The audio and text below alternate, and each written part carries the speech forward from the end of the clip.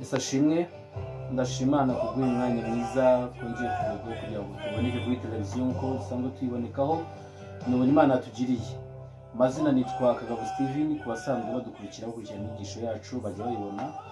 So turashimana, ariko mbere yuko Mana yacu kandi Imana ikomeye, turagushimye kuri mwiza, dushima imbabazi zawe, tugushimye ko uhoraho kandi ko uzahora iteka ryose.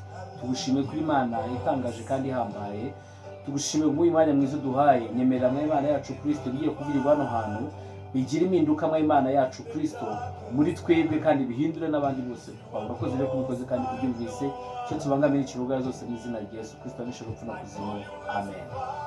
Komeye jambo ry'Imana ryasabye Dawidi iramubwira ngo ese imfatiro z'umukiranutsi zisenyutse yabyifata mate. Hari igihe imfatiro zacu zasenyutse. Imfatiro rya mbandi sobanuriza arizo imfatiro ijambo ry'Imana ryavugaga nizi bya biri twiringira tubona ko bidufitiye umumaro, bya twizeraga twavuga ngo bidahari sinabaho, nabibonye sinabaho, narabigero sinabaho. Ibyo byose tekerezo byagutwaye umutima ni imfatiro. Imfatiro ziri mu buryo bwinshi. Abantu bacu mu muryango bajya batubera imfatiro. Ba data bacu, ba mama bacu, bashiki bawe, bandi bose bakomeye burya bajya batubera urufatiro rimwe na rimwe. None ijambo ry'Imana ryavuze ngo ese izo mfatiro zose utekereza muri ubwo buryo zibaye zisenyutse wabyifata muti? Turimo kwibuka rero hari abantu tuzi bari ifatiro mu gihe cyacu. N'ubu turimo twibuka twakwibuka tukababara.